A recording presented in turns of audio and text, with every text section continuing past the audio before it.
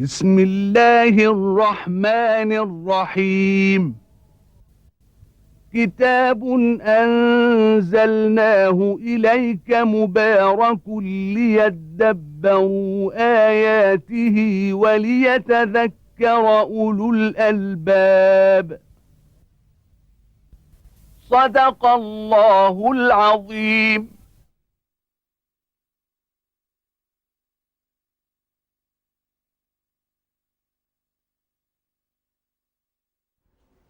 الحمد لله رب العالمين، والصلاة والسلام على المبعوث رحمة للعالمين سيد الأولين والآخرين، وعلى آله وأصحابه ومن اهتدى بهديه وعمل بسنته إلى يوم الدين. وبعد، فيقول الله تبارك وتعالى: بسم الله الرحمن الرحيم.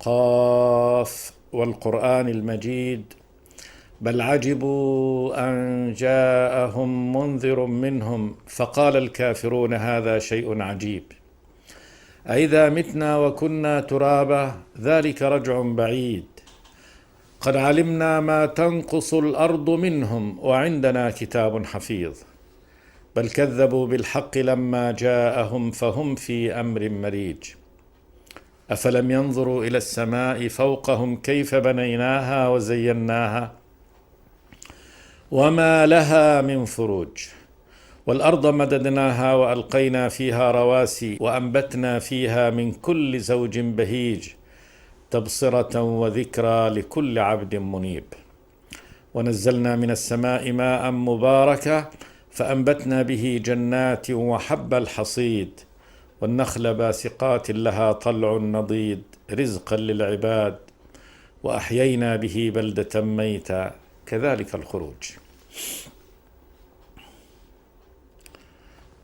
سورة قاف سورة مكية، وقد كان للنبي صلى الله عليه وسلم عناية خاصة بهذه السورة، فقد جاء في مسند الإمام أحمد وصحيح مسلم عن أم هشام بنت حارثة أنها قالت: ما أخذت قاف والقرآن المجيد إلا من فم رسول الله صلى الله عليه وسلم مما يخطب بها في يوم الجمعة. تقول: وكان تنورنا وتنور رسول الله صلى الله عليه وسلم واحدا 2 أو 1.5 سنة.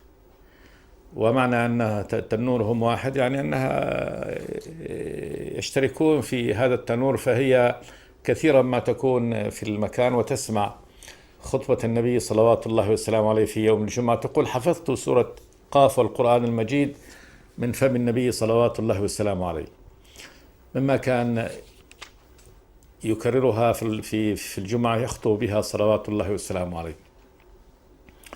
قد كان هناك عناية خاصة للنبي صلى الله عليه وسلم في بعض السور يقرأ بها في المحافل كالجمعة، وكما كان يقرأ في الجمعة في العيدين بسبح اسم ربك الأعلى وبالغاشية، وكذلك بقاف والقرآن المجيد واقتربت الساعة وانشق القمر كان يقرأ بها كذلك في الأعياد وفي الجمعة. الاشتمال هذه السور، وكذلك فعل النبي صلى الله عليه وسلم في صلاة الفجر يوم الجمعة كان يقرأ في الركعة الأولى بألف لام ميم السجدة، وفي الركعة الثانية بهل أتى على الإنسان حين من الدهر. اشتمال هذه السور على يعني أصول الدين، حقائق الإيمان، الوعظ العظيم من الله تبارك وتعالى، التذكير بيوم القيامة وبالمعاد وبالجنة وبالنار. فالتذكير بهذه مسائل الإيمان وحقائق الغيب ووعظ الله تبارك وتعالى في هذه السور، هذا مما يجعل قراءته واستمراره توجيه للعباد إلى مسائل الإيمان الأساسية. والإنسان إذا آمن بالبعث وآمن بالنشور وعرف معنى حساب الله تبارك وتعالى، الجزاء الأخروي، النار التي أعدها الله تبارك وتعالى للكافرين والجنة التي أعدها الله تبارك وتعالى للمؤمنين، استقام حاله واتخذ الطريق إلى الله تبارك وتعالى، لأن هذه حقيقة التقوى، مخافة الله تبارك وتعالى، مخافة من عقوبته وعذابه، والرجاء فيما عنده والطمع فيما عنده سبحانه وتعالى. فالإيمان بالآخرة وبحقائق الآخرة هو الوازع الذي يزع الإنسان عن الشر والذي يقيمه على الطريق. بدأ الله تبارك وتعالى هذه السورة بهذا الحرف من حروف العربية قاف والقسم والقرآن المجيد، وهذا شأنه كشأن بعض سور القرآن مثل صاد والقرآن ذي الذكر، ومثل نون والقلم وما يسطرون.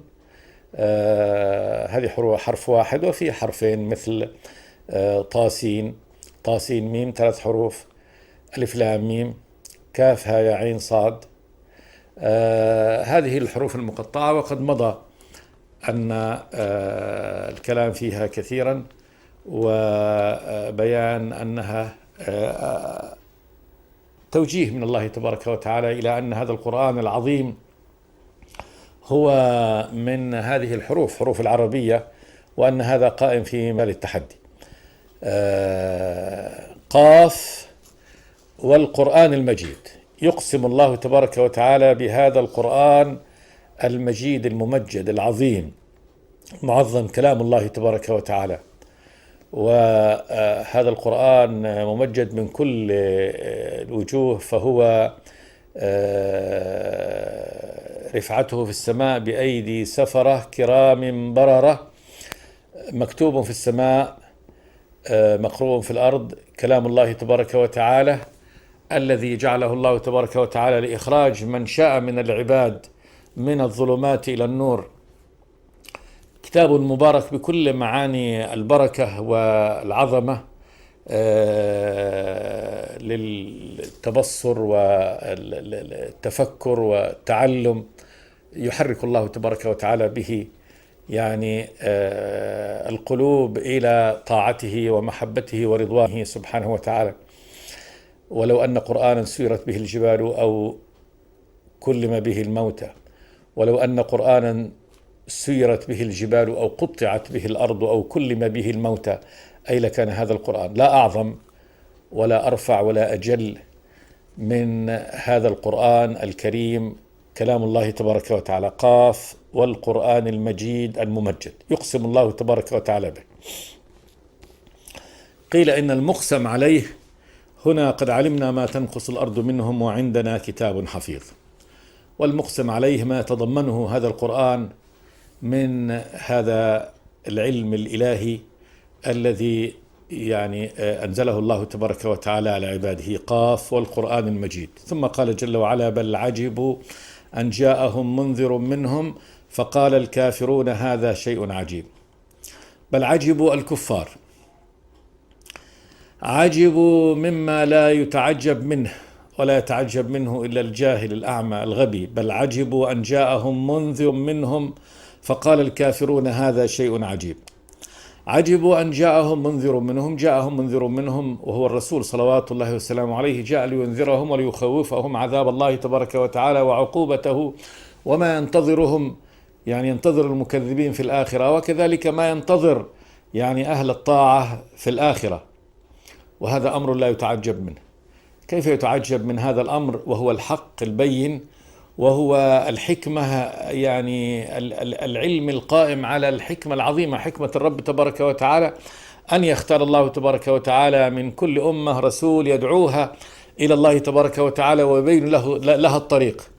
ما وجه العجب يعني من مثل هذا الأمر الحق، والذي يعني جاء بمقتضى الحكمة الإلهية والعلم الإلهي العظيم؟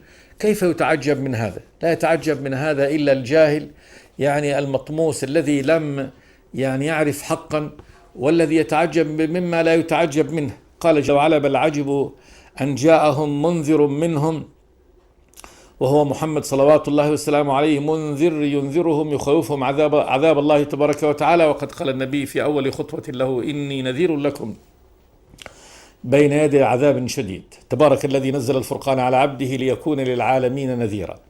هذا النذير العظيم محمد صلوات الله والسلام عليه، الذي جاء بهذا القرآن وبهذه النذارة العظيمة والتخويف العظيم من الله تبارك وتعالى. ومنهم، وكونه منهم هذا يعني أدعى إلى معرفته، يعرفونه، يعرفون بدايته، مدخله، مخرجه، صدقه، أمانته. فدليله عندهم قائم، لكن لو جاءهم منذر من غيرهم أو جاءهم ملك من السماء لاختلط عليهم الأمر ولم يعرفوا يعني الطريق، لكن هذا منذر منهم. فقال الكافرون هذا شيء عجيب. وقال الله تبارك وتعالى فقال الكافرون لأنهم كافرون جاحدون. فهذا الذين تعجبوا من هذا إنما هم كفار، وإنما أظهروا العجب وهو أمر لا يتعجب منه. والسبب في هذا أنهم كافرون، أنهم كفروا بالله تبارك وتعالى، عرفوا الحق ولكنهم ستروه وغطوه. فقال الكافرون هذا شيء عجيب ما يدعو إليه هذا الرسول وما ينذر به، أإذا متنا وكنا ترابا ذلك رجع بعيد. يعني أإذا متنا وكنا ترابا بليت أجسادنا لحومنا وعظامنا وشعورنا وأصبحنا تراب، تحولنا إلى تراب واختلطنا بهذا التراب، يعني نعود، ذلك رجع بعيد. نرجع مرة ثانية إلى الحياة، نحيا مرة ثانية وتعود أجسادنا لتركب من جديد، ذلك رجع بعيد، يعني لا يمكن أن يتحقق، بعيد الحصول والوقوع، أمر لا يمكن أن يتحقق. تعجبوا من مقالة النبي صلى الله عليه وسلم ومن دعوته إليهم للإيمان بالله تبارك وتعالى، وأنهم مبعوثون في خلق شديد وأنهم محاسبون على أعمالهم، فتعجبوا من هذا ورأوا أن هذا أمر غريب يتعجب منه ولا يمكن تصديقه ولا يمكن تصوره وتخيله عندهم. قال جل وعلا قد علمنا ما تنقص الأرض منهم وعندنا كتاب حفيظ. يقسم الرب تبارك وتعالى بأنه قد علم ما تنقص الأرض منهم، والأرض تنقص من الإنسان في كل يوم ملايين الذرات. فالإنسان إذا بأي احتكاك له حك شيء فيه يتناثر من بدنه ما يتناثر من ملايين الخلايا الحية، والإنسان في تجدد دائم. فكل 6 شهور كل جسم الإنسان هذا يصبح ليس هو هذا الإنسان الذي أنت التقيته الآن، إذا التقيته بعد 6 أشهر لا يكون في جسمه ذرة باقية منه، حتى ذرات العظام تكون قد حصل لها هدم كامل، ذهب وبناء جديد. ثم إذا وضع في الأرض فإن الأرض تأخذ هذه الذرات وتمتصها وتختلط بها. يقسم الله تبارك وتعالى بأنه قد علم ما تنقص الأرض منه. الأرض كم تنقص من هذا الإنسان، من ذرات هذا الإنسان ومن خلاياه، قد علمها الله تبارك وتعالى علم يقيني على التفصيل. قد علمنا ما تنقص الأرض منهم وعندنا كتاب حفيظ. كذلك في علم الله تبارك وتعالى وهو مدون، قد دونه الله تبارك وتعالى، كتب في كتاب حفيظ محفوظ فيه كل شيء، محفوظ فيه، وهو كتاب القدر، كتاب القدر الذي لا يفوته أي حركة وأي تسكينة وأي وجود على كل الدهور والعصور. فما تسقط من ورقة إلا يعلمها، ولا حبة في ظلمات الأرض ولا رطب ولا يابس إلا في كتاب مبين. كله قد دونه الله تبارك وتعالى وكتبه، كل مقادير، ليس مقادير العاقلات بل كذلك مقادير الجمادات والنباتات وكل المخلوقات قد أحصاها الله تبارك وتعالى وكتبها. قال جل وعلا قد علمنا ما تنقص الأرض منهم وعندنا كتاب حفيظ. كتاب المقادير، ومعنى حفيظ أن الله تبارك قد حفظ هذا الكتاب وتضمن كل صغير وكبير مما هو كائن ومما هو واقع. ثم قال جل وعلا بل كذبوا بالحق لما جاءهم. حقيقة أمرهم هؤلاء المتعجبين من إرسال النبي منهم وإخباره بالبعث والنشور، الله يقول بل كذبوا بالحق. الحقيقة أنهم مكذبون بالحق، الحق الثابت. فإن هذا الذي يخبر الله تبارك وتعالى به هو الحق، الأمر الثابت الذي قد جعله الله تبارك وتعالى حقا، فهو ليس كذبا وليس باطلا. بل كذبوا بالحق لما جاءهم هذا الحق وهو الرسول وما جاء به من الهدى والنور والعلم والإخبار بهذه الأخبار التي تقع كما وستقع كما أخبر الله تبارك وتعالى، بل كذبوا بالحق لما جاءهم فهم في أمر مريج. أمر مريج مختلط، أمر مختلط، مرة يقولون ساحر، ومرة يقولون كاهن، ومرة يقولون بل أساطير الأولين اكتتبها، ومرة يقولون كذاب، ومرة يقولون هذا مجنون ما هو ديت. وفي كل يوم لهم حكم على النبي صلى الله عليه وسلم وقول فيه يختلف مع القول الآخر، فهم في قول مختلف، فهم في هذا الشأن في قول مختلف يؤفك عنه من أفك، لا يستقرون على حال. فكونه مجنون، اتهامه بالجنون غير اتهامه بالكذب، غير اتهامه بالسحر، بالكهانة، بالشعوذة، كل هذا يعني متناقض بعضهم بعض، ولكنهم في كل يوم لهم قول في هذا الأمر. فهم في أمر يعني من أمورهم مريج، مختلط الأمر عليهم، وكل يوم يعني يخرجون فرية من فرياتهم. ثم بدأ شرع الله تبارك وتعالى يدلل لهم بالأدلة الظاهرة القائمة على هذا الأمر الذي يخبر الله تبارك وتعالى به على أمر البعث. قال جل وعلا: أفلم ينظروا إلى السماء فوقهم كيف بنيناها وزيناها وما لها من فروج. أفلم ينظروا، دعوة لهم وبيان.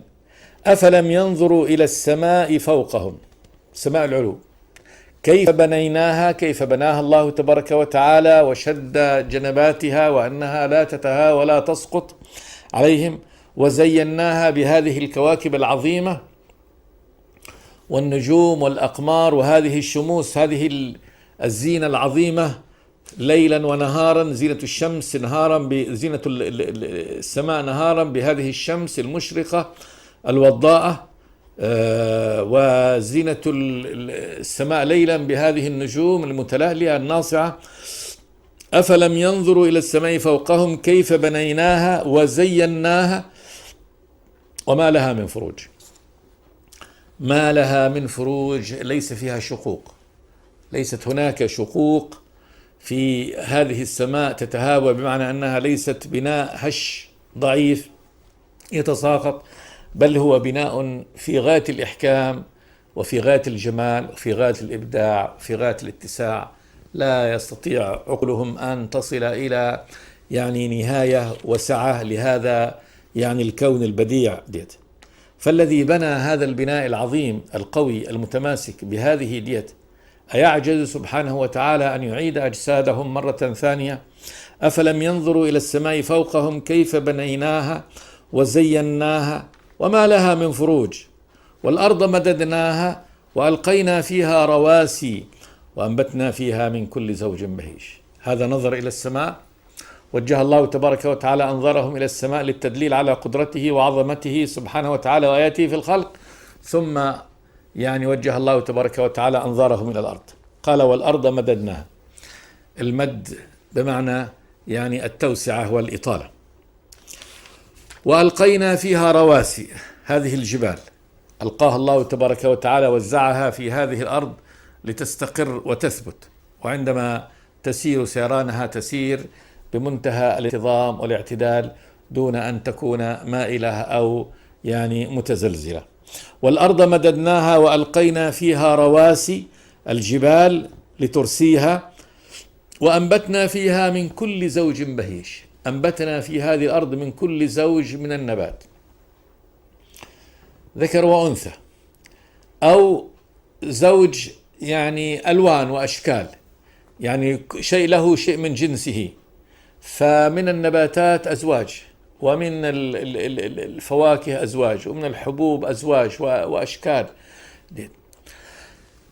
بهيج للنظر وللنفس، يعني أنه مفرح، يدخل السرور والبهجة عند النظر إليه.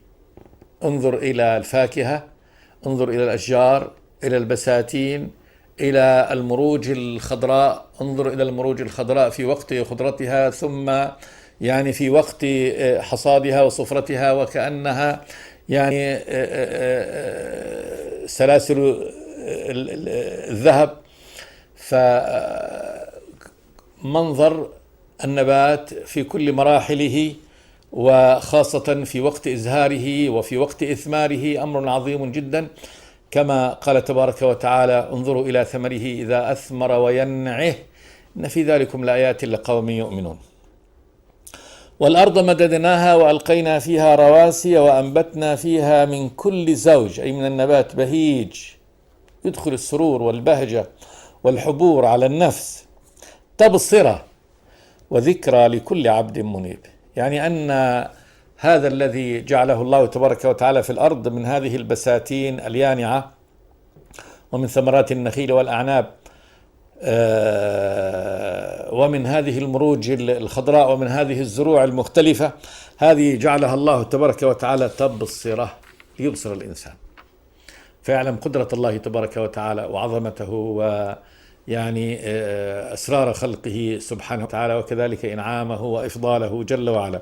تبصرة وذكرى، تذكر الإنسان إذا رأى قدرة الله تبارك وتعالى في هذا الخلق، علم قدرته سبحانه وتعالى على ما سواه مما أخبر به سبحانه وتعالى من إحياء الموتى ومن الجنة ومن النار ومن ما أخبر الله تبارك وتعالى به في الآخرة. تبصرة وذكرى لكل عبد منيب، لكل عبد من عباد الله اختار العبودية لله تبارك وتعالى اختيار، وليس عبد بمعنى أنه هو عبد لله تبارك وتعالى ولكنه رفض هذه العبودية وظن أن الله تبارك وتعالى لا يعيده مرة ثانية ولم يتعبد لله عز وجل. عبد منيب راجع إلى الله تبارك وتعالى. الإنابة هي الرجوع إلى الله تبارك وتعالى، إنابة القلب، رجوع القلب، والعلم بأن الله تبارك وتعالى هو ربه وإلهه ومولاه جل وعلا. يعني ما خلق الله تبارك وتعالى في السماوات والأرض إنما هي تبصرة، ليستبصر العبد بالنظر في هذه المخلوقات البديعة العظيمة لله تبارك وتعالى، وكذلك ينيب إلى الله تبارك وتعالى. فالعبد المستبصر المنيب إلى الله تبارك وتعالى هو الذي يستفيد بهذا الخلق العظيم. ثم قال جل وعلا: ونزلنا من السماء ماء مباركا فأنبتنا به جنات وحب الحصيد. ونزلنا تنزيل يعني المرة بعد المرة من السماء، من العلو، منطقة التي فيها السحب، ماء مبارك، ماء المطر. والله تبارك وتعالى سماه مبارك لكثرة بركاته، فإنه ماء ينزل، ولكن الله تبارك وتعالى انظر ماذا يعني ينتج به من هذه الزروع وهذه الثمار من بركات العظيمة من أثر نزول هذا الماء. ونزلنا من السماء ماء مباركا فأنبتنا به، بهذا الماء، جنات، بساتين الأرض، وحب الحصيد، فجنات أشجار، بساتين أشجار التفت أغصانها فأصبحت جنات، وحب الحصيد، الحب الذي يحصد كالقمح والأرز والعدس وهذه وسائر هذه الحبوب التي بعد أن تبلغ يعني نماءها واستواءها تحصد. وحب الحصيد والنخل باسقات، يعني من ماء المطر الذي أنزله الله تبارك وتعالى أنبت هذه، وأنبت النخل باسقات. الباسق هو يعني أنها مرتفعة في السماء، لها طلع نضيد منضد، يعني منتظم، بعضهم يعني منتظم كما ينضد العقد. لها طلع نضيد رزقا للعباد. أن الله تبارك وتعالى خلق هذا الخلق. انظر من هذا الماء النازل من السماء ينزل على الأرض، انظر البركة يخرج الله تبارك وتعالى به هذه البساتين العظيمة بما فيها من ألوان، يعني الفواكه المختلفة الألوان والطعوم والأشكال. وحب الحصيد، انظر هذه الحبوب، ملايين الملايين من يعني أطنان الغذاء ينبتها الله تبارك وتعالى بإنزال هذا المطر. ثم انظر هذه النخيل، ملايين الملايين من النخيل في جنبات الأرض كلها بإنزال الله تبارك وتعالى هذا المطر المبارك. والنخل باسقات لها طلع نضيد، كل هذا فعله الله تبارك وتعالى رزقا للعباد، رزق من الله تبارك وتعالى يرزقوه طعام لهم للعباد، عباد الله تبارك وتعالى. والعباد هنا كل الخلق كلهم عبيد الله تبارك وتعالى. ثم قال جل وعلا: وأحيينا به بلدة ميتة. بهذا الماء النازل من السماء أحيا الله تبارك وتعالى به بلدة ميتة، بلدة أرض ميتة كانت جافة جلدة ليس فيها حياة ولا نبات، فإذا بإنزال هذا المطر عليها انظر كيف حيت وكيف خرجت، يعني أنبتت هذه البساتين العظيمة، الجنان العظيمة، وحب الحصيد، المروج الخضراء هذه الممتلئة بهذه الحبوب، وأخرجت هذا النخل. قال جل وعلا: كذلك الخروج. يعني كما أحيا الله تبارك وتعالى هذه البلاد وهذه الأرض الميتة بإنزال هذا المطر وإخراج هذه البساتين وهذه الخيرات العظيمة، كذلك الخروج. الأمر خروج الناس من قبورهم يوم القيامة، هذا هو نفس الأمر. يعني كما أحيا الله تبارك وتعالى الأرض الميتة بهذه الزروع والثمار وأحيا فيها هذا، وين النقلة الهائلة من أرض ميتة ليس فيها أي حياة إلى يعني هذه البساتين وهذه الأشجار وهذه الحبوب وهذه الحياة بنضرتها وخضرتها وبهجتها. كذلك الأمر، فإن الله تبارك وتعالى يخرج العباد من قبورهم يوم القيامة أحياء، لأن هذه الحياة هي نفس هذه الحياة. كما أحيا الله تبارك وتعالى هذه الأرض بالزروع والثمار، فإن الله تبارك وتعالى يحيي الأجساد مرة ثانية من القبور. قال جل وعلا: كذلك الخروج، خروج الناس من قبورهم. فنفس الأمر، قياس هذا على هذا، هذه حياة بعد موت وهذه حياة بعد موت. ففيما التعجب إذن؟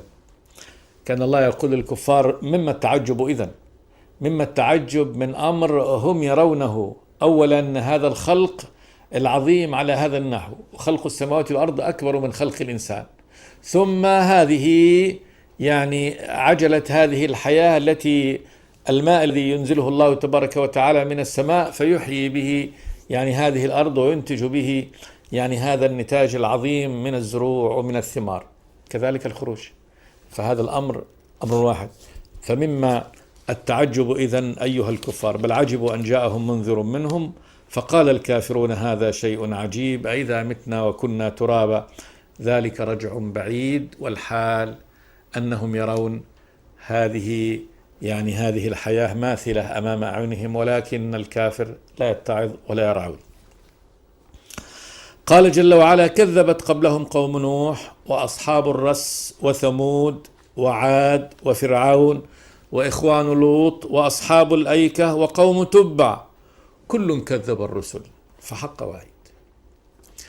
يعني ليس شأن هؤلاء المكذبين من مشرك العرب من قريش ومن حولها من العرب الذين كذبوا النبي صلى الله عليه وسلم ورأوا أن يعني قوله بأن الناس يعودون إلى الحياة مرة ثانية في يوم القيامة هذا أمر بعيد ولا يمكن تصديقه. وكان العرب قد أجمعوا بكليتهم على رفض يعني قضية الإيمان بالبعث، ورأوا أنها من المستحيلات، وأن الله سبحانه وتعالى وإن كان هو خالق هذا الخلق يؤمنون به بأنه خالق الخلق كله ومدبره، لكنهم يحيلون كل الإحالة أن يعيد الله تبارك وتعالى أجسادهم مرة ثانية.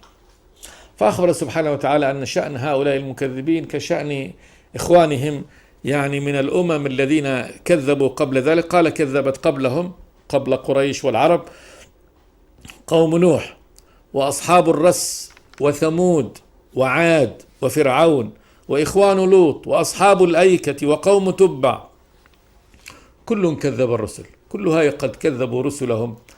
قال جل وعلا: فحق وعيد. أصبح وعيد الله تبارك وتعالى فيهم بالعذاب والخلود في النار، وأنه سيبعثهم رغما عنهم ويدخلهم النار، أمر حق لا بد أن يكون. نقف هنا وسنعود إلى هذه الآية إن شاء الله في الحلقة الآتية. استغفر الله لي ولكم من كل ذنب. الحمد لله رب العالمين. بسم الله الرحمن الرحيم. كتاب أنزلناه إليك مبارك ليدبروا آياته وليتذكر أولو الألباب. صدق الله العظيم.